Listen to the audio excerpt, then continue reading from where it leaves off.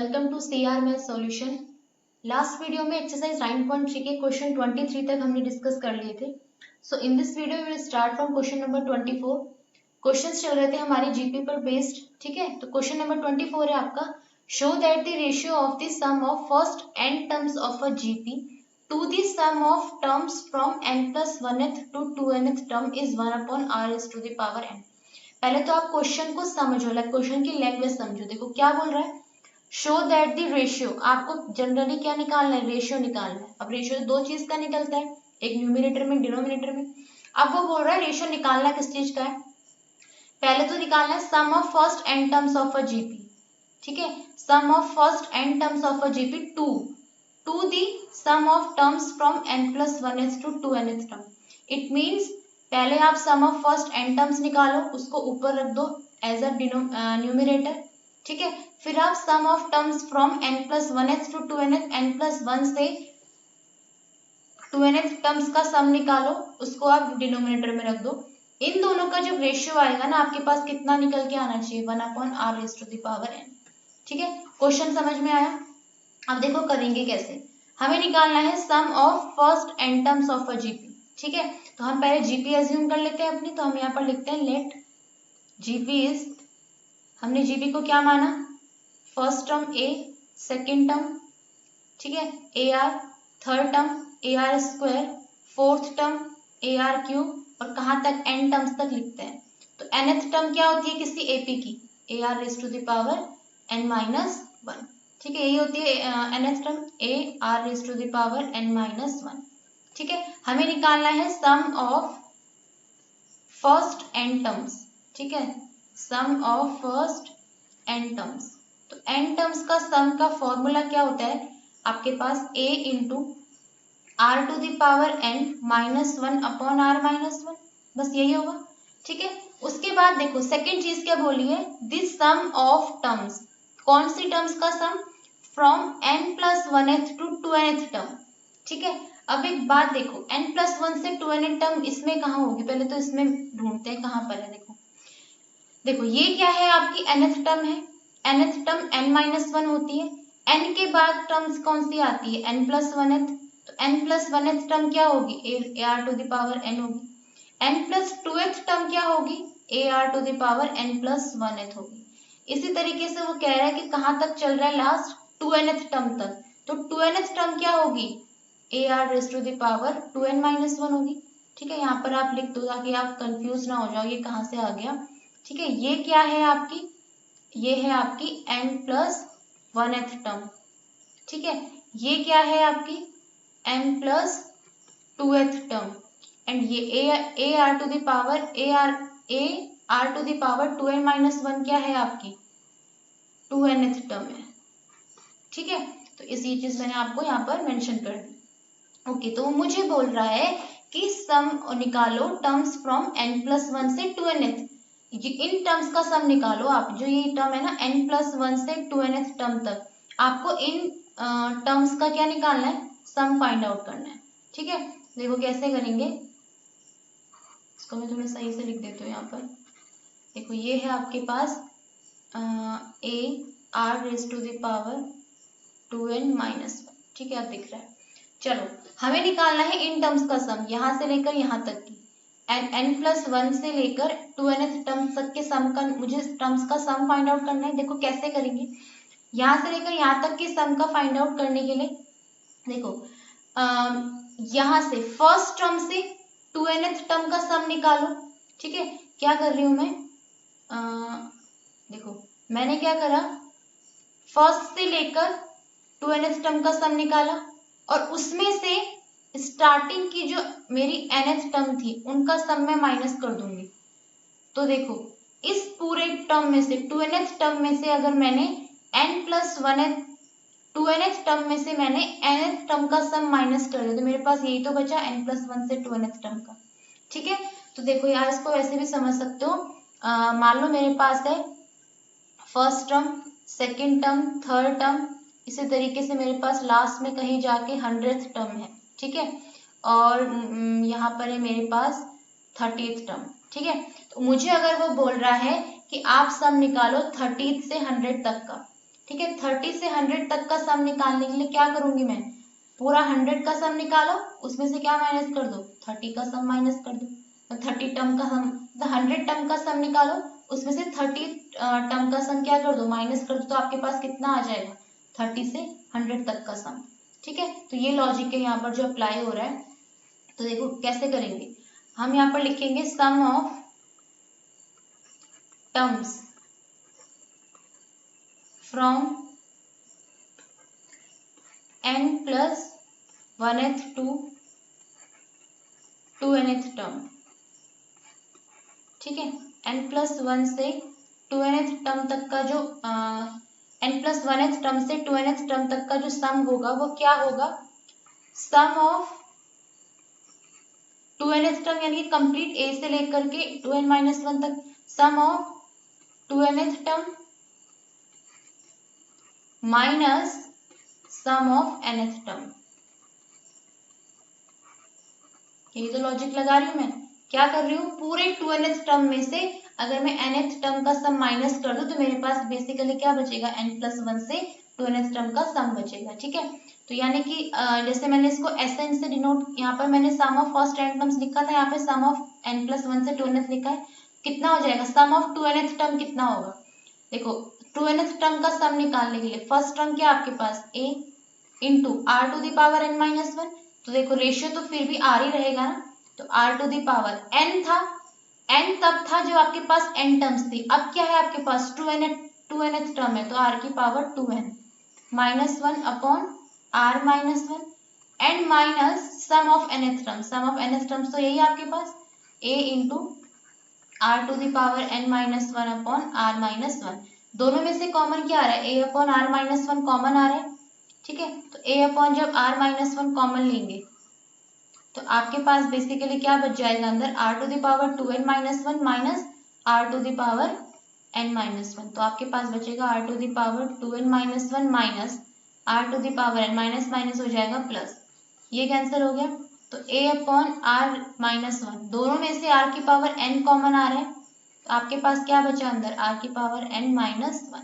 ठीक है, ये आपके पास आ गई इक्वेशन सेकंड, और बेसिकली ये आपके पास थी इक्वेशन फर्स्ट। तो आपको रेशियो किसका निकालना है, n टर्म्स का, n+1 से 2nth टर्म तक का दोनों का रेशियो निकालना है, यानी कि आपको फर्स्ट और सेकंड का रेशियो निकालना है। तो आप यहाँ पर क्या लिख दो, equation first divided by equation second. ठीक है, तो आपके पास रेशियो कितना आ जाएगा, इक्वेशन फर्स्ट से आपके पास वैल्यू क्या है, a into r⁻n-1 upon r-1, equation second से वैल्यू क्या है, a upon r-1 into r⁻n into r⁻n-1।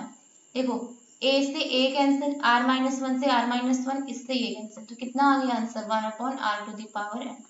यही आपको शो करना था कि जो आपका रेशियो आए दोनों का कितना है, 1 अपॉन r⁻n आए। 25th क्वेश्चन देखते हैं, if a b c and d are in GP, show that this a² plus b² plus c² plus into b² plus c² plus d² is equals to ab plus bc plus cd का whole square होगा। ठीक है, अगर देखो a b c d मेरे GP में है, ठीक है, अगर मेरे a b c और d GP में है, ठीक है, तो मैं a की वैल्यू क्या लिख सकती हूँ, फर्स्ट टर्म तो a रहेगी, b अगर मैं सेकेंड टर्म मानती हूँ, सेकेंड टर्म की वैल्यू क्या होती है आपकी a r, तो यहाँ पर लिख देते हैं if a b C D R in GP, अगर ये GP में है तो A की वैल्यू तो A ही होगी। ठीक है, B आपकी सेकेंड टर्म, और सेकेंड टर्म की वैल्यू क्या होती है, AR होती है। C आपकी थर्ड टर्म, और थर्ड टर्म की वैल्यू क्या होती है, AR²। सिमिलरली D आपकी फोर्थ टर्म हो जाएगी, फोर्थ टर्म की वैल्यू क्या होती है, AR3। ठीक है, ABCD की सारी की वैल्यू आ गई मेरे पास। अब मैं LHS को अलग सॉल्व करती हूँ, RHS को अलग से सॉल्व करती हूँ। तो देखो पहले मैं ले रही हूँ LHS अपनी, ठीक है, LHS क्या है मेरे पास, a² plus b² plus c² into b² plus c² plus d²। LHS find out करो, a की जगह तो a ही आएगा, प्लस b² मतलब a² r², ठीक है, c² मतलब इसका स्क्वायर यानी कि a² r⁴ into b² again, तो यानी कि a square are square plus c square, it means a square r raise to the power 4 plus d square means a square r raise to the power 6। ठीक है, देखो यहाँ से मेरा ए square common आ रहा है तो कितना बचा 1 plus are square plus are raise to the power 4 into यहाँ से देखो मेरा क्या कॉमन आ रहा है, a square are square common आ रहा है तो ए स्क्वायर आर स्क्वायर कॉमन, यहाँ से भी बचा 1 plus are square plus are raise to the power 4। Check कर लो, यही बचेगा 1 plus are square plus are raise to the power 4, यहाँ पर भी ये टर्म है तो आपका देखो ए स्क्वायर कितना हो गया, ए की पावर 4 आर स्क्वायर ये वाला, और यहाँ से एक दो बार है तो इसका क्या हो जाएगा 1 plus are square plus are raise to the power 4 का होल स्क्वायर। क्या आ गई आपके पास ये LHS। ठीक है, अब इससे ज्यादा तो मैं इसको सॉल्व नहीं कर पाऊंगी। ठीक है, अब मैं क्या करती हूँ अपना RHS फाइंड आउट करती हूँ। ठीक है, RHS है आपके पास, RHS है AB plus BC plus CD whole square. ठीक है, वैल्यूज रख दीजिए आप, A इंटू B की वैल्यू कितनी है आपके पास AR। ठीक है, B की वैल्यू AR इंटू C की वैल्यू कितनी है, थर्ड टर्म है C तो AR स्क्वायर प्लस C की value AR square into D की वैल्यू D की आपकी फोर्थ टर्म है तो इनकी AR क्यूब एंड इसका स्क्वायर। ठीक है, सॉल्व करते हैं तो आपके पास आ जाएगा A square R plus A square R cube plus A square R raise to the power 5 whole square. ठीक है जी, यहाँ से A स्क्वायर R का होल स्क्वायर कॉमन आ रहा है because A square are square में से ले लो तो ए स्क्वायर आर का होल का स्क्वायर कॉमन, तो यहाँ पर बचा 1 plus are square plus are raise to the power 4 का होल स्क्वायर। देखो मैंने करा क्या, ए स्क्वायर आर मैंने कॉमन लिया तो 1 बचा, यहाँ से आर कॉमन लिया तो आर स्क्वायर, यहाँ से आर कॉमन लिया तो मैंने क्या बचा आर टी पावर 4, और बाहर कितना निकल रहा है स्क्वायर में निकला बिकॉज मैं स्क्वायर से उस टर्म को बाहर ले रही हूँ। तो आप इसको क्या लिख सकते हो, a raise to the power 4 r square into 1 plus are square plus are raise to the power 4 का होल स्क्वायर RHS। ठीक है, तो बस यही आपकी क्या थी LHS थी, चेक कर लो यही आपकी क्या थी LHS भी यही आ रही है मेरी, RHS भी यही आ रही है, यानी कि हेंस प्रूव्ड हो गया। ठीक है, हेंस प्रूव्ड।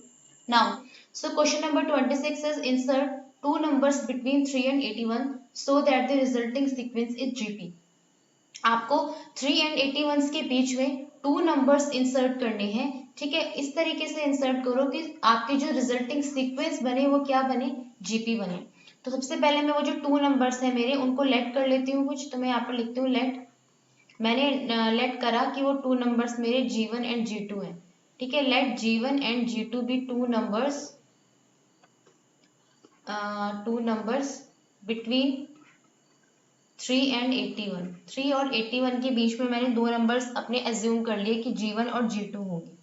ठीक है, सो दैट उन्होंने मुझे बोला है कि जो रिजल्टिंग सीक्वेंस आएगी आपकी वो क्या होगी, GP होगी। So that the resulting sequence, तो देखते हैं कि रिजल्टिंग सीक्वेंस मेरी बनेगी क्या।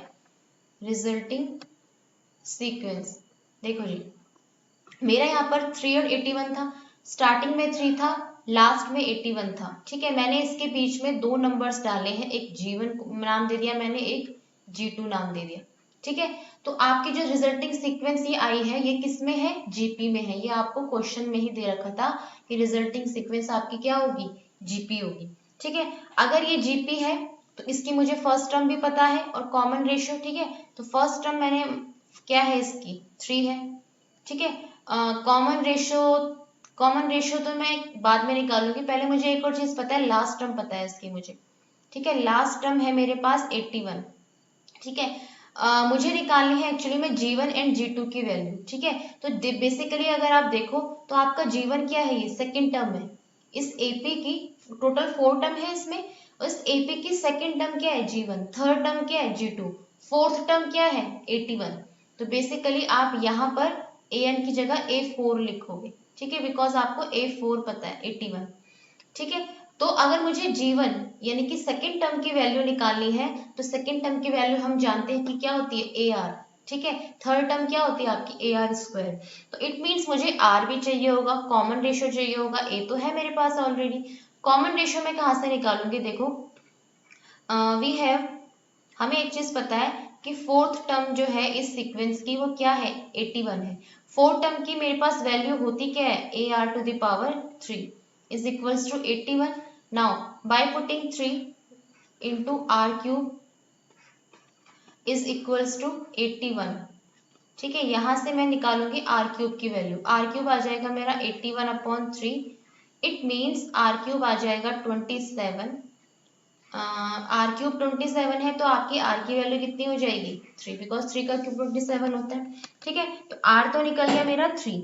ठीक है, नाउ R की वैल्यू 3 आ गई मेरे पास, A की वैल्यू मेरे पास 3 है, तो मैं क्या निकाल सकती हूँ, अपनी सेकेंड टर्म भी निकाल सकती हूँ, थर्ड टर्म भी निकाल सकती हूँ। तो मैं यहाँ पर लिखूंगी for A is equals to 3 and R is equal to 3। G1 क्या है मेरी सेकेंड टर्म की वैल्यू क्या होती है, AR। ठीक है, इसी तरीके से G2 क्या है, थर्ड टर्म की वैल्यू क्या होती है, AR²। दोनों की वैल्यू निकाल दो आप, A और R की वैल्यू पुट करके। ये हो जाएगा आपका 3 इंटू 3 कितना, 9। AR², 3 into 3² it means 27। ठीक है, तो आप यहाँ पे फाइनल आंसर आप लिख लो अपना, यहाँ पे अपना फाइनल आंसर लिखोगे आप। So the two numbers are, आपने दो नंबर्स बताने थे ना 3 और 81 के बीच में। So the two numbers are, वो टू नंबर्स कौन कौन से हो गए, एक तो हो गया आपका G1 9, ठीक है, एक हो गया आपका G2 27। ओके, तो ये है आपका आंसर। ठीक है, करते हैं नेक्स्ट क्वेश्चन। 26 में वो बोल रहा है कि find the value of n, find the value of n so that a to the power n plus 1 plus b to the power n plus 1 upon a to the power n plus b to the power n may be the geometric mean between a and b। ये जो आपको पूरी term दे रखी है यहाँ पर, देखो ये जो आपको पूरी टर्म दे रखी है यहाँ पर a to the power n plus 1 plus ये वाली टर्म, ये क्या है आपका ज्योमेट्रिक मीन में भी, मतलब हो ज्योमेट्रिक मीन हो किसके बीच में, A और B के बीच में। मीन्स ये वाले जो वैल्यू है ना आपकी कंप्लीट, ये क्या है, बेसिकली ज्योमेट्रिक मीन है ये।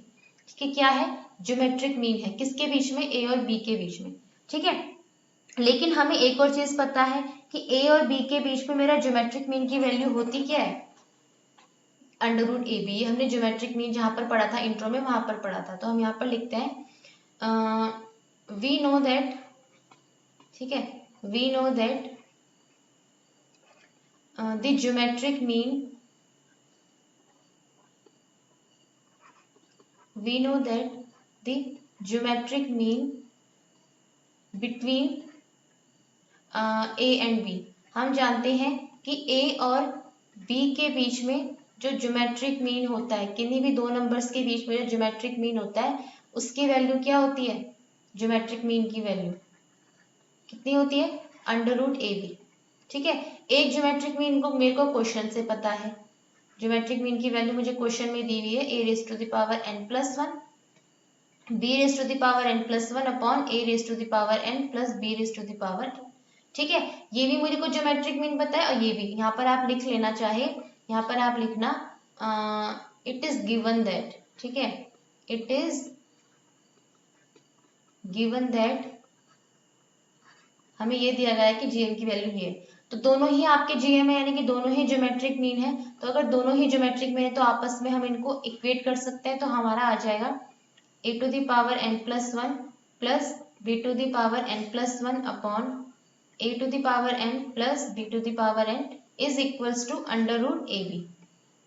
ओके, यहाँ से इसको सॉल्व करते हैं। तो A⁻n+1 plus B⁻n+1 upon A⁻n plus B⁻n is equals to, यहाँ से कितनी होगी पावर, A की पावर 1/2 एंड B की पावर भी 1/2 करूंगी। देखो सॉल्व करने के लिए क्या करूंगी, क्रॉस मल्टीप्लीकेशन करूंगी। A⁻n+1 ये प्लस B की पावर n+1 तो यहीं पर रहेगा। यहाँ से मैं A की पावर n प्लस B की पावर n की मल्टीप्लाई कर दूंगी A की पावर 1/2 इंटू B की पावर 1/2। तो मुझे क्या मिलेगा, देखो यहाँ से यहाँ पर तो आपका सेम चलेगा, कितना, A की पावर n+1 प्लस B की power n+1 is equals to, देखो जब आप a की पावर, देखो यहाँ से जब आप a की पावर 1/2 इंटू बी की पावर 1/2 की मल्टीप्लाई a की पावर n में करोगे तो a की पावर तो ऐड हो जाएंगी, कितनी हो जाएगी पावर n+1/2 इंटू बी की पावर 1/2। यहाँ से बचेगा आपके पास a की पावर n+1/2 इंटू बी की पावर, इसको ब्रैकेट में रख दीजिए, b की पावर 1/2। ठीक है, सिमिलरली जब आप b की पावर n में मल्टीप्लाई करोगे ये पूरे टर्म की, तो a की पावर 1/2 तो ऐसी रहेगा, b की पावर ऐड हो जाएंगी n+1/2, तो आपका यहाँ से बचेगा प्लस a की power 1/2 into b raise to the power n+1/2, ये बचेगा आपके पास। अब आपको वैल्यू निकालनी है, देखो n की वैल्यू निकालनी है। ठीक है, इसका मतलब मुझे कुछ भी करके देखो n की वैल्यू आपकी तभी निकल सकती है, देखो पावर में है, देखो n बेसिकली देखा जाए तो पावर n किस में आपका पावर में है। इट मीन्स n की वैल्यू आप तभी निकाल सकते हो जब बेस सेम हो जाए दोनों तरफ, तब आप पावर को इक्वेट कर सकते हो। बेस सेम करने के लिए मुझे इसको थोड़ा सॉल्व करना पड़ेगा। देखो मैं क्या करती हूँ, a की पावर n+1 वाले और a की पावर n+1 जो मतलब a की पावर में जो n है उनको एक साइड लिख लेती हूँ। तो a की पावर n+1 माइनस यहाँ से हो जाएगा a की पावर n+1/2 इंटू बी की पावर 1/2। ठीक है, इज इक्वल्स टू हो जाएगा यहाँ से a की पावर 1/2 इंटू बी की power n+1/2 and minus B की पावर n+1। ठीक है, दोनों टर्म में से मैं a की पावर n+1/2 कॉमन ले सकती हूँ। a की पावर n+1/2 मैंने कॉमन लिया। देखो a की पावर कितनी है मेरी n+1, n+1 में से मैं n+1/2 माइनस कर रही हूँ, मतलब बाहर ले लिया, मतलब पावर माइनस हो गई। तो देखो जब कितना बचेगा n+1 minus n minus 1/2, n से n कैंसिल, कितनी बचेगी 1 माइनस 1/2, 1 माइनस 1/2 कितना होता है 1/2, यानी कि यहाँ पर मेरे पास बचा a की पावर 1/2, यहाँ पर मेरे पास बचा b की पावर 1/2। सिमिलरली इन दोनों में से मैं b raise to the power n+1/2 common ले सकती हूँ, यहाँ पर वही बचेगा a की पावर 1/2, यहाँ पर आपका बचेगा b की पावर 1/2। ठीक है, ये आपका कैंसिल हो गया। मेरे पास बच गया a की power n+1/2 is equals to b raise to the power n+1/2। यहाँ से मैं इसको क्या लिख देती हूँ, देखो इसको मैं लिख सकती हूँ a/b की होल पावर n+1/2 और इज इक्वल्स टू में क्या बचा 1। 1 को तो आप 1 की पावर में तो आप कुछ भी लिख लो तो 1 ही आता है, तो इट मीन्स मैं क्या करूंगी, देखो a/b की पावर क्या है आपकी n+1/2। ठीक है, अच्छा बेसिकली देखा जाए तो मुझे करना क्या है, मुझे बेस सेम करना है अपना। ठीक है, a/b, यहाँ देखो मुझे वैल्यू किसकी निकालनी है, n की निकालनी है। n की वैल्यू अगर मुझे निकालनी है तो इट मीन्स बेस मुझे सेम करने पड़ेंगे।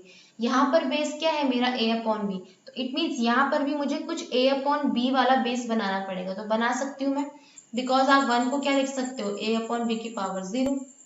ठीक है, बेस से में तो पावर को आप इक्वेट कर सकते हो, तो n+1/2 इक्वल टू 0। यहाँ से आपकी n की वैल्यू कितनी आ जाएगी -1/2। ठीक है, तो it will be the answer for your question. ठीक है, n is equals to -1/2। Next question की तरफ बढ़ते हैं, वो बोल रहा है कि the sum of two numbers is 6 times their geometric mean, show that the numbers are in the ratio this. ठीक है, दो नंबर्स हैं, कोई टू नंबर्स लेने हैं आपको, उन टू नंबर्स का जो सम है, ठीक है, उन दो नंबर्स को प्लस करने पर जो आता है वो आपका 6 टाइम्स है उनके ज्योमेट्रिक मीन के। तो पहले तो मैं नंबर सेलेक्ट कर लेती हूँ, let a and b be two numbers। ठीक है, be two numbers। तो सो अकॉर्डिंग टू क्वेश्चन मुझे क्या दिया है, मुझे बोला है कि उनका जो सम है a और b का सम जो है वो 6 टाइम्स है उनके ज्योमेट्रिक मीन के, और हम जानते हैं कि अगर a और b मेरे पास टू नंबर्स हैं तो उनका ज्योमेट्रिक मीन क्या होता है √ab। इट मीन जो ये लाइन दे रखी थी ना आपको, sum of two numbers 6 times their geometric mean, इसका मीन्स है a + b is equals to 6 √ab, 6 times their geometric mean. मुझे बोल रहा है वो कि show that the numbers are in the ratio. It means जो आपके a और b दो नंबर्स है ना, ये इस रेशियो में आने चाहिए, 3 + 2√2/3 - 2√2 के रेशियो में। ठीक है, ये मुझे प्रूफ करके लाना है, बेसिकली मुझे क्या करना है, ये टू प्रूफ है मेरा। ठीक है, तो मैं क्या करूंगी, देखो a plus B is equal to 6 root A b, ये मेरी इक्वेशन आ गई। अब एक बात देखो, मेरे पास अननोन क्वांटिटी कितनी है, a और b, 2 क्वांटिटी है। इट मींस मेरे पास अगर अननोन क्वांटिटी 2 है तो उनको सॉल्व करने के लिए मेरे पास 2 ही आपकी इक्वेशंस होनी चाहिए, ठीक है। जितने अननोन आपको फाइंड आउट करने हैं, you must have same quantity of equation. अगर आपको 4 कांस्टेंट 4 अननोन की वैल्यू फाइंड आउट करनी है तो आपके पास 4 इक्वेशन होनी चाहिए। 3 अननोन की वैल्यू फाइंड आउट करनी है, 3 इक्वेशन होनी चाहिए। अगर मुझे यहाँ पर 2 अननोन a और b की वैल्यू फाइंड आउट करनी है तो इट मींस मेरे पास 2 इक्वेशन होनी चाहिए a और b में, बट मेरे पास यहाँ पर कितनी इक्वेशन है, एक ही इक्वेशन है। तो मैं कोशिश करती हूँ कि a और b में दूसरी इक्वेशन बना सकूं। कैसे बनाऊंगी, देखो मेरे पास a प्लस बी की वैल्यू है, यहाँ से मैं दोनों तरफ अगर स्क्वायर कर दूं तो कितना आ जाएगा, 36ab, 6 का स्क्वायर 36 हो जाएगा और a अंडर रूट ab का स्क्वायर ab हो जाएगा। a प्लस बी से मैं a माइनस बी में एक इक्वेशन बना सकती हूँ। कैसे, मुझे पता है कि a माइनस बी का होल स्क्वायर मेरे पास होता है a plus b whole square minus 4ab, ठीक है। कैसे होता है ये देखो, आप इसको सॉल्व करके चाहे रफ में देख लीजिए। देखो a माइनस बी का होल स्क्वायर ओपन करो आप, a square plus b square minus 2ab is equals to a plus b का होल स्क्वायर ओपन करते हैं तो a square plus b square plus 2ab, यहाँ से माइनस 4ab। अगर आप माइनस 4 प्लस 2 करोगे तो यहाँ से भी कितना बचेगा आपका, माइनस 2ab, दोनों तरफ इक्वल आ गया। इट मीन्स जो मेरी a minus b whole square है उसको मैं इस तरीके से लिख सकती हूँ कि a plus b whole square minus 4ab। यहाँ से मैं बेसिकली करना क्या चाह रही हूँ, मैं a माइनस बी में इक्वेशन बनाना चाह रही हूँ। तो a minus b whole square is equal to a plus b whole square, कितनी वैल्यू है a plus b whole square की, 36ab माइनस 4ab, आपके पास कितना आ गया यहाँ से 32ab, ठीक है। क्या आया, a minus b whole square is equals to 32ab।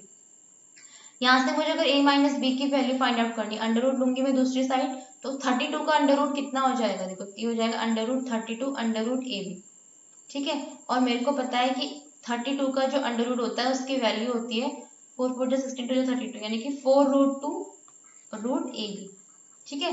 तो ये आ गई आपकी, ये आ गई थी आपकी इक्वेशन फर्स्ट जो a और b में थी। ये आपकी आ गई है इक्वेशन सेकंड जो कि a और b में ही है। अब मेरे पास बिल्कुल करेक्ट डाटा हो गया, 2 अननोन की वैल्यू मुझे फाइंड आउट करनी है और 2 ही मेरे पास क्या आ गई, उनमें इक्वेशन आ गई, ठीक है। तो बस मुझे अब इक्वेशन 1 और इक्वेशन 2 को सॉल्व करना है। तो मैं यहाँ पर लिखती हूँ from equation first and equation second. देखो इक्वेशन फर्स्ट मेरे पास क्या थी, a plus B is equal to 6 root ab, यहाँ पर अपने लिख लेते हैं equation first a plus B is equals to 6 root ab। Now मेरे पास मेरी सेकेंड इक्वेशन क्या है, a minus B is equals to 4 root 2 under root ab। तो मेरे पास है a minus B is equals to 4 under root 2 under root ab, ठीक है। मुझे इनकी वैल्यू फाइंड आउट करनी है तो मैं क्या करूंगी, दोनों को प्लस कर देती हूँ, ठीक है। जब मैं दोनों को प्लस करूंगी तो 2a आ जाएगा, ये तो कैंसिल हो जाएगा, इज इक्वल्स टू यहाँ से हो जाएगा 6 root ab plus 4 root 2 root ab, ठीक है। मुझे चाहिए a की वैल्यू, तो a इज इक्वल्स टू कितना हो जाएगा 1/2 6 root ab plus 4 root 2 root ab। जो कॉमन आ रहा है उसको कॉमन ले लीजिए, ऊपर से 2 रूट ab कॉमन आ सकता है, तो 2 रूट ab मैंने कॉमन लिया, तो यहाँ पर मेरे पास बच गया 6 प्लस सॉरी यहाँ पर देखो जब आपने 2 कॉमन लिया है तो यहाँ पर तो आपके पास 3 बचा, तो 3 प्लस और आपने 2 बाहर ले लिया तो यहाँ पर कितना बचा आपके पास 2 रूट 2। तो ये आ गई मेरे पास a की वैल्यू, ठीक है। अब मैं निकालती हूँ अपनी स्मॉल b की वैल्यू, सेकंड जो मेरा नंबर था। तो स्मॉल b की वैल्यू निकालने के लिए मैं क्या करूंगी, a की वैल्यू इन दोनों इक्वेशन में से किसी भी में रख देती हूँ। तो मैं यहाँ पर लिखती हूँ put the value of a, put the value of a in equation first. Equation first में मैं रख रही हूँ, इक्वेशन फर्स्ट है मेरे पास a plus B is equals to 6 root ab, ठीक है। मुझे यहाँ से किसकी वैल्यू निकालनी है, स्मॉल b की, तो small b is equals to कितना हो जाएगा 6 रूट ab माइनस a, तो 6 रूट ab माइनस ए की वैल्यू कितनी है आपके पास, ए की वैल्यू है आपके पास 3 प्लस 2√2 इंटू रूट ए बी। इसको सॉल्व करते हैं, ये हो जाएगा 6√ab minus 3√ab and minus 2√2 root A b. Okay, 6 में से 3 माइनस करोगे तो कितना आ जाएगा 3, तो 3√ab minus 2√2 root A B. दोनों में से आपका रूट ए बी कॉमन, तो कितना बचा 3 माइनस 2√2 इंटू रूट ए बी। ये आ गई आपके पास सेकेंड नंबर, ठीक है, ए की वैल्यू। तो ये आपके पास फर्स्ट नंबर आ गया और ये आपके पास क्या आ गया, सेकेंड नंबर आ गया। ए और बी आपने दो नंबर सपोज किए थे ना, दोनों नंबर आपने फाइंड आउट कर लिए। आपको निकालना है इनका रेशियो, तो आप बस इनका रेशियो निकाल दीजिए। तो यहाँ पर आप लिख लीजिए सो ए अपॉन बी, यानी कि इन दोनों का रेशियो ए अपॉन बी कितना हो जाएगा 3 plus 2√2 into root A b and small b की वैल्यू है 3 minus 2√2 into root A B.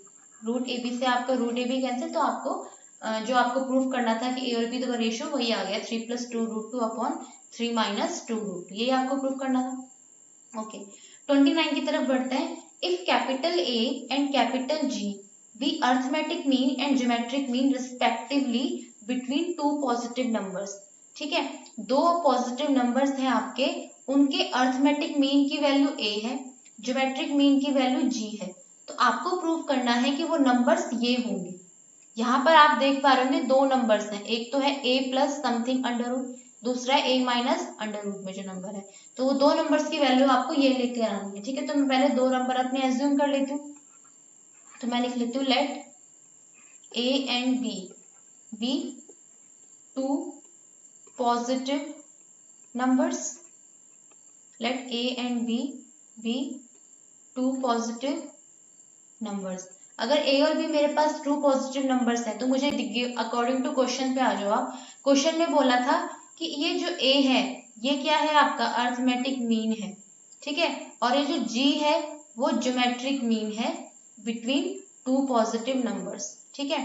In to positive numbers के बीच में a तो है आपका जो ब्राउन कलर से लिखा है, a तो है आपका अर्थमेटिक मीन, जो ग्रीन कलर से लिखा है जी वो है आपका geometric mean between two positive numbers. तो एक बात देखो, अगर मेरे पास ए और बी दो पॉजिटिव नंबर्स हैं तो देन इनका अर्थमेटिक मीन क्या होता है, पहले तो their arithmetic mean,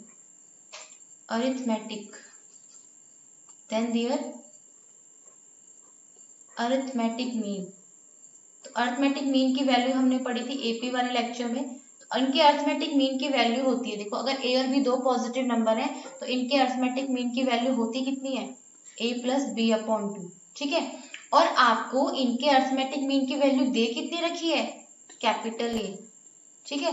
similarly and their geometric mean, अगर ए और बी दो पॉजिटिव नंबर है मेरे पास तो उनका ज्योमेट्रिक मीन क्या होता है, उनका ज्योमेट्रिक मीन होता है अंडर रूट ए बी।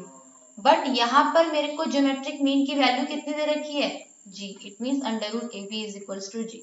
ये तो हो गया मेरा क्वेश्चन कंप्लीट। यहाँ पर अब आपको करना क्या है, इनको सोल्व करके जो आपके नंबर्स है ना, नंबर्स ए और बी, इसलिए तो आपने नंबर लेट किए थे, तो आपको प्रूव करना है कि वो नंबर्स जो हैं यानी कि ए और बी की वैल्यू आपके पास ये निकल के आएगी, ठीक है।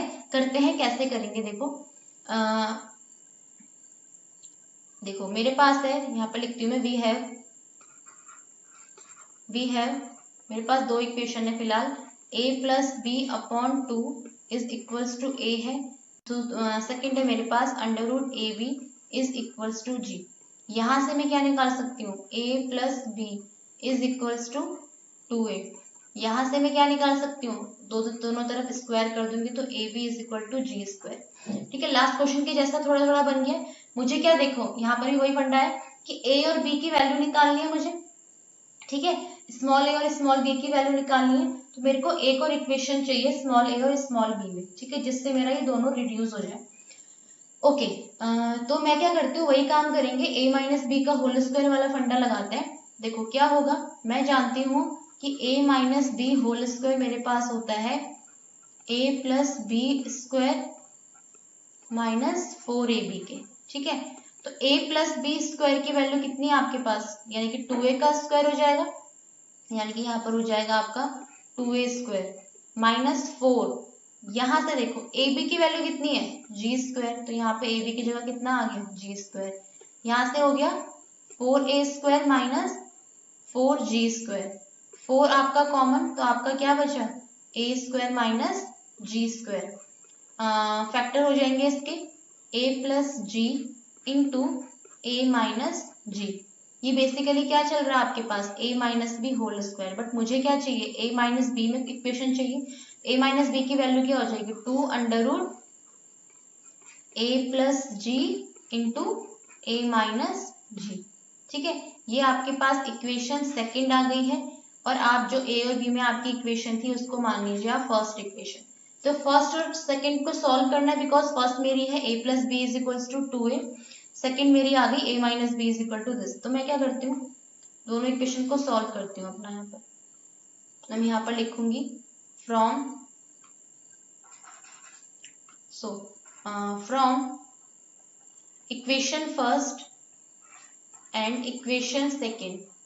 देखो दोनों इक्वेशन से क्या हुआ, मेरे पास फर्स्ट इक्वेशन थी मेरी a plus B is equals to 2a, second equation है मेरे पास a minus B is equals to 2 under root a plus G and a minus G, ठीक है।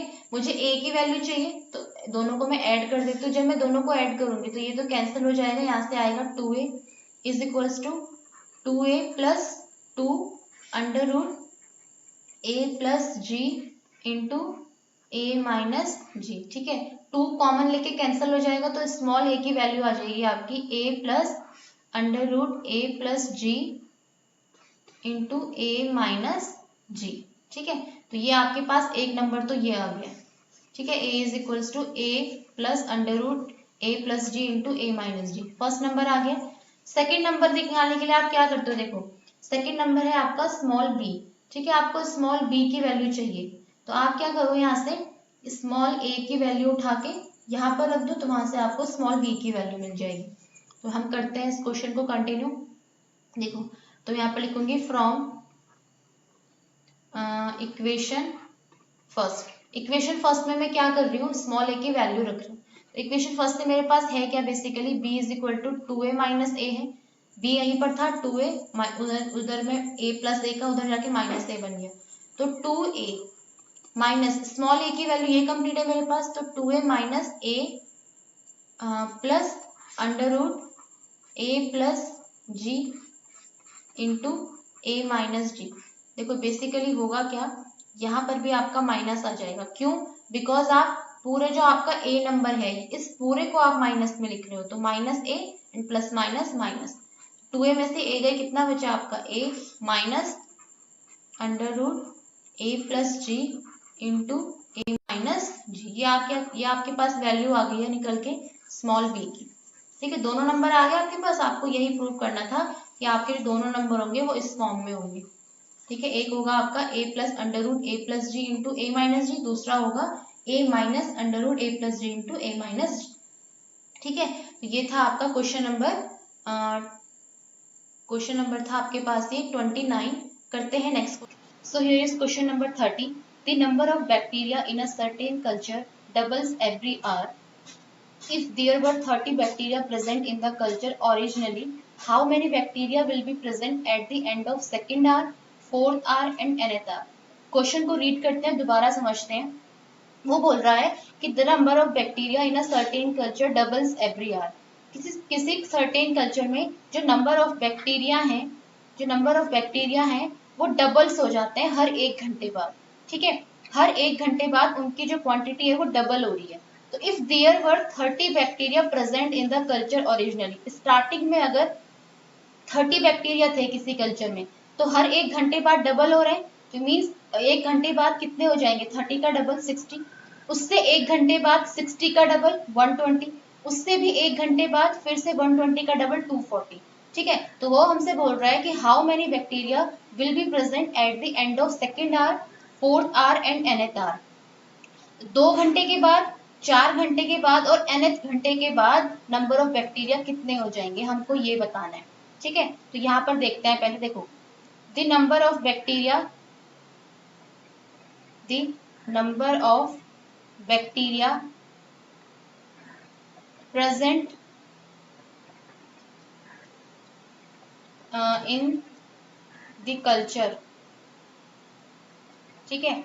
ओरिजिनली मीन्स जो ओरिजिनल थे आपके पास नंबर ऑफ बैक्टीरिया स्टार्टिंग में, वो कितने थे, 30 थे, ठीक है, 30 थे।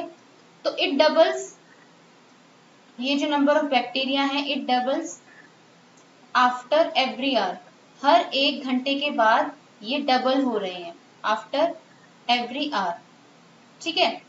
ये हमको यहाँ पे इंफॉर्मेशन दे रखी है कि वो हर 1 घंटे के बाद डबल हो जाते हैं, ठीक है। तो अगर मैं इनकी यहाँ पर एक सीक्वेंस बनाऊं तो देखो 30 है नंबर ऑफ बैक्टीरिया, ठीक है, 1 घंटे के बाद डबल हो जाएंगे, तो कितने हो जाएंगे, 30 का डबल यानी कि 60, ठीक है। तो 1 घंटे के बाद जो इनकी क्वांटिटी थी वो कितनी हो गई, 30 का डबल, ठीक है। उससे भी 1 घंटे बाद जो डबल एक डबल हो जाएंगे, यानी कि जो 30 इंटू 2 हमारे पास क्वांटिटी आएगी उसका भी डबल हो जाएगा, ठीक है। उससे भी 1 घंटे बाद जो ये क्वांटिटी मेरे पास आई है 30 इंटू 2 इंटू 2 इंटू 2, इसका भी क्या हो जाएगा, डबल। यहाँ पर मैं इस चीज को मेंशन कर देती हूँ, 30 था स्टार्टिंग में, 1 घंटे के बाद, ठीक है, प्लस 1 आवर के बाद आपके पास ये क्वांटिटी आ गई, ठीक है। फिर आपने प्लस 1 घंटे के बाद number of bacteria again double हो गई, ये क्वांटिटी आ गई। फिर 1 घंटे के बाद आपके पास ये क्वांटिटी, ठीक है।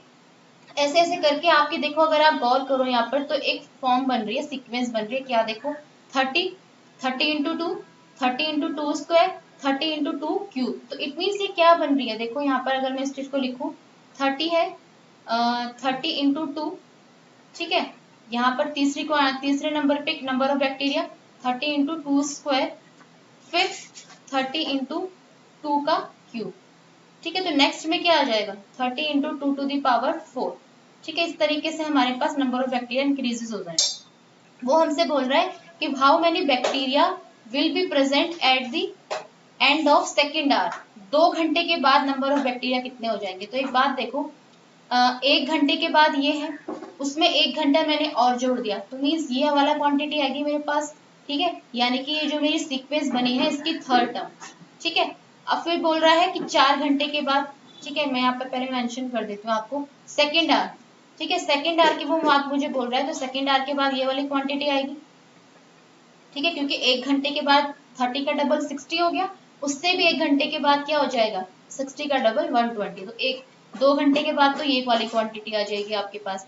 4 आवर्स के बाद वो बात कर रहे हैं कि 4 घंटे के बाद कितना होगा, तो काउंट करते हैं हम 4 घंटे कहाँ पर होंगे हमारे, देखो 1 आवर यहाँ पर हो गया, प्लस 1 आवर यानी कि 2 घंटे, प्लस 1 आवर यानी कि 3 घंटे, प्लस 1 आवर यानी कि 4 घंटे, ठीक है।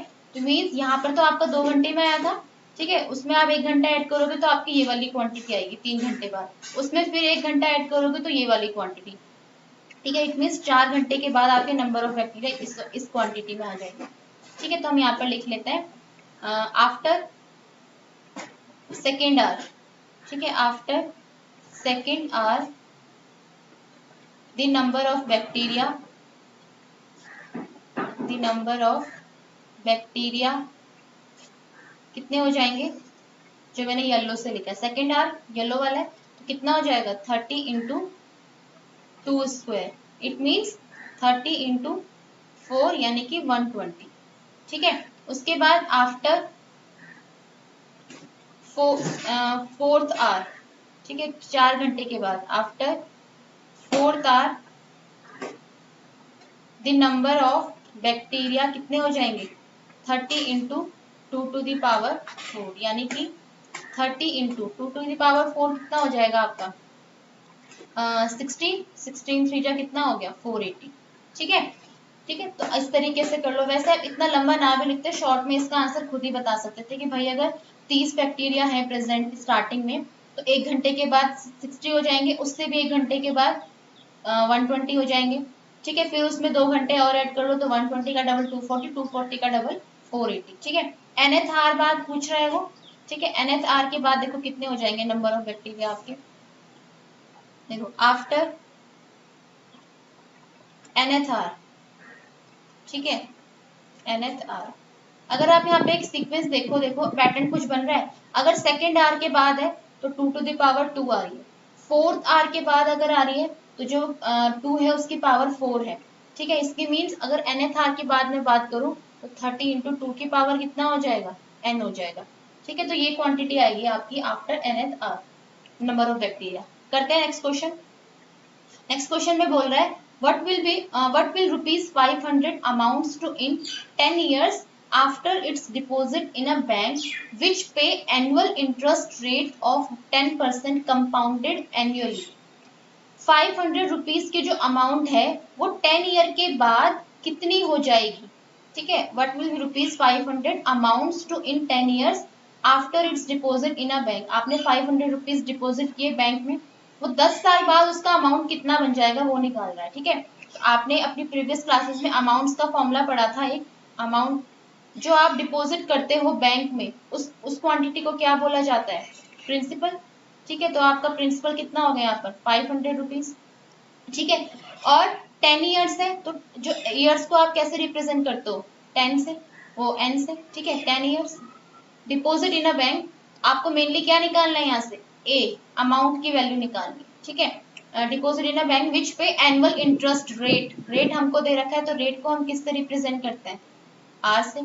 कंपाउंडेड एनुअली, तो एनुअली कंपाउंडेड हो रहा है, मतलब एक साल के बाद जो है आपका जो अमाउंट है वो इंक्रीज हो रहा है।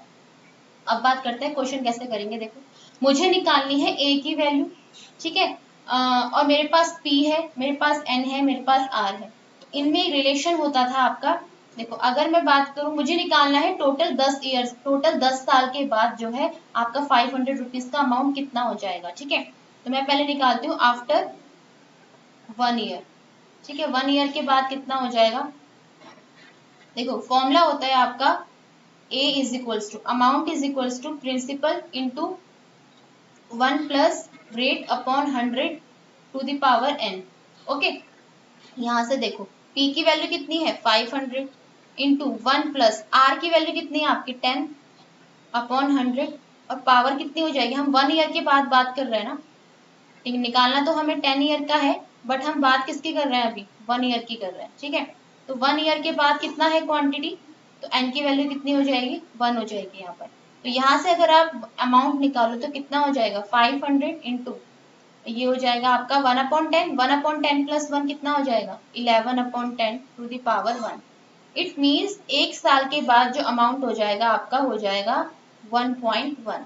ठीक है, 500 इंटू 1.1, 11 को आप 10 से डिवाइड करोगे तो 1.1 to the power 1 after 1 year की बात है। ठीक है, अगर मैं आफ्टर सेकेंड ईयर करूं तो एक बात देखो, देखो आपका स्टार्टिंग में 500 रुपीज था। 500 रुपीज को जब आपने एक साल के लिए डिपॉजिट किया बैंक में तो आपको इतना अमाउंट मिल रहा है। ठीक है, 2 साल के लिए डिपॉजिट करोगे तो यहाँ पर n की पावर, n की जगह कितना आ जाएगा आपका 2 आ जाएगा। तो यहाँ पर कितना आ जाएगा 500 इंटू, जो अंदर तो सेम क्वांटिटी है 500 इंटू 1.1 टू द पावर 2। ठीक है, 3 इयर्स के बाद बात करोगे 500 इंटू 1.1 टू द पावर 3 हो जाएगा। तो एक बात देखो, कुछ पैटर्न बन रहा है यहाँ पर हम करते हैं इसको आफ्टर 2 ईयर के बाद भी दिखा देते हैं। आफ्टर 2 ईयर, ठीक है, आफ्टर 2 ईयर के बाद देखो अमाउंट निकालना है मुझे। Amount is equals to principal into 1 plus rate upon 100 to the power n। तो 2 ईयर के बाद बात करें तो n की प्लेस पे 2 आ जाएगा। 500 इंटू यहाँ पर भी वही होगा 1 plus 1/10, 11/10 to the power 2। It means जो 2 ईयर के बाद अमाउंट आ जाएगा वो हो जाएगा 500 इंटू 1.1 टू द पावर 2। ठीक है, इसी तरीके से अगर मैं यहाँ पे कुछ सीक्वेंस बनाने की कोशिश करूँ तो पहले ईयर में मेरा अमाउंट कितना है 5, 1.1 टू द पावर 1। दूसरे ईयर में मेरा अमाउंट कितना है 500 into 1.1 to the power 2। Similarly तीसरे ईयर में मेरा अमाउंट कितना आ जाएगा 1.1 टू द पावर 3। इसी तरीके से अगर मैं आगे बढ़ूं तो 10 साल बाद कितना हो जाएगा amount 500 into 1.1 to the power 10। ठीक है, तो यहाँ पर हम अपना फाइनल आंसर लिख देंगे। So after 10 year the amount will be, after 10 year the amount will be कितना हो जाएगा, a is equals to 500 into 1.1 to the power 10। ठीक है, ये आपका क्या हो जाएगा, आंसर हो जाएगा यहाँ से। ठीक है, अमाउंट निकालना था आपको 10 साल के बाद। आप यहाँ पर क्या कर सकते थे, क्वेश्चन राइज हो रहा हो कि मैम हमने स्टार्टिंग में ही 10 क्यों नहीं रख दिया। ठीक है, स्टार्टिंग में रख दोगे तो एक लाइन में आंसर आपका खत्म हो जाएगा, बट ये जीपी की सीरीज चल रही है आपकी, इसलिए आपको थोड़ा सा पहले जीपी में दिखाना पड़ेगा इसको। ठीक है, जीपी में आप दिखा दो उसको, ये जीपी बन रही है, फिर आप अपना आंसर लिख दो। ठीक है, now we have question number 32। If arithmetic mean and geometric mean of roots of a quadratic equation are 8 and 5 respectively, then obtain the quadratic equation। कहने का मतलब है, देखो बोल क्या रहा है, if arithmetic mean and geometric mean of roots of a quadratic equation, किसी क्वाड्रेटिक इक्वेशन के कोई रूट्स हैं, हम वो एज्यूम करेंगे क्या रूट्स होंगे, उन रूट्स का जो अर्थमेटिक मीन है उसकी वैल्यू 8 है, और जो उन रूट्स की ज्योमेट्रिक मीन है उसकी वैल्यू कितनी है, 5 है। ठीक है, तो हम यहाँ पर पहले एज्यूम कर लेते हैं, let A and B be roots of quadratic equation। हमने एज्यूम करा कि जो स्मॉल ए और स्मॉल बी है ये किसी क्वाड्रेटिक इक्वेशन के रूट्स हैं। ठीक है, अब अकॉर्डिंग टू क्वेश्चन मुझे दे रखा है कि जो आपके रूट्स है ना ए और बी, इनका जो अर्थमेटिक मीन है, तो ए और बी का अर्थमेटिक मीन कितना होता है, a प्लस बी बाई 2। ठीक है, उसकी वैल्यू इन्होंने मुझे दे रखी है 8। ठीक है, और जो इनका ज्योमेट्रिक मीन है इन रूट्स का, ए और बी का जो ज्योमेट्रिक मीन है, ज्योमेट्रिक मीन यानी कि अंडर रूट ए बी, उसकी वैल्यू इन्होंने मुझे दे रखी है 5। ठीक है, ये इन्फॉर्मेशन आपको पता है। आपको बोल रहे हैं then obtain the quadratic equation, आपको क्वाड्रेटिक इक्वेशन फाइंड आउट करनी है। यहाँ से अगर मैं देखूं, यहाँ से मैं a प्लस बी की वैल्यू निकाल सकती हूँ, कितनी, 16। यहाँ से मैं वैल्यू निकाल सकती हूँ अपनी, दोनों तरफ स्क्वायर कर दो, A B is equals to कितना आ जाएगा, 25। ठीक है, दो चीज आ गई मेरे पास। अब वो मुझे कह रहा है कि क्वाड्रेटिक इक्वेशन फाइंड आउट करो, ये क्वाड्रेटिक इक्वेशन बनानी है आपको। तो बेटा आपको जो 10th क्लास में आपने पढ़े हैं, अगर आपको रूट्स का सम पता हो, ठीक है, और रूट्स की प्रोडक्ट पता हो, ठीक है, तो आप क्वाड्रेटिक इक्वेशन कैसे लिखते हो, यहाँ पर आप लिखोगे we know that the quadratic equation is, we know that the quadratic equation is of type, किस टाइप की होती है आपकी क्वाड्रेटिक इक्वेशन, जो स्टैंडर्ड फॉर्म होती है वो होता है आपका x square minus sum of roots into x plus product of roots is equals to 0। ठीक है, तो यहाँ से आपकी क्वाड्रेटिक इक्वेशन कैसे बन जाएगी, x square minus A plus B की value 16x plus A B की वैल्यू 25 इज इक्वल्स टू 0। तो that will be the answer for your question number 32। ठीक है, ये आंसर हो जाएगा। कुछ नहीं किया हमने, बस हमको उन्होंने हिंट थोड़ा सा दे रखा था कि आपको जो है जो ए और बी आपके रूट्स आप मान रहे हो, कुछ भी मान सकते हो आप रूट्स, ऐसा स्ट्रिक्टली नहीं है कि ए और बी मानना है। अगर ए और बी आप रूट्स मान रहे हो तो उनके अरिथमेटिक मीन की वैल्यू आपको 8 दे रखी थी, और उनके ज्योमेट्रिक मीन की वैल्यू आपको 5 दे रखी थी। तो मैंने यहाँ से सम ऑफ रूट्स निकाला, प्रोडक्ट ऑफ रूट्स निकाला, और मैं जानती हूँ क्वाड्रेटिक इक्वेशन क्या होती है, x square minus sum of roots into x plus product of roots is equals to 0। तो यहाँ से आपकी क्वाड्रेटिक इक्वेशन आ गई, x square minus 16x plus 25 is equals to 0। यहाँ पर होती है आपकी एक्सरसाइज 9.3 फिनिश होती है, एंड 9.4 आपके सिलेबस से इस बार रिड्यूस हो चुका है, तो हमारा 9th चैप्टर यहीं पर फिनिश होता है। तो ये था आपका 9th chapter sequence in series, जिसमें हमने पढ़ा arithmetic mean, geometric mean and arithmetic progression, geometric progression, उनकी nth टर्म, उनका सम, सब कुछ पढ़ा है। और यहाँ पर एक्सरसाइज आपकी फिनिश होती है। तो अब मिलते हैं आपको नेक्स्ट वीडियो में न्यू चैप्टर के साथ। तो तब तक के लिए थैंक यू सो मच।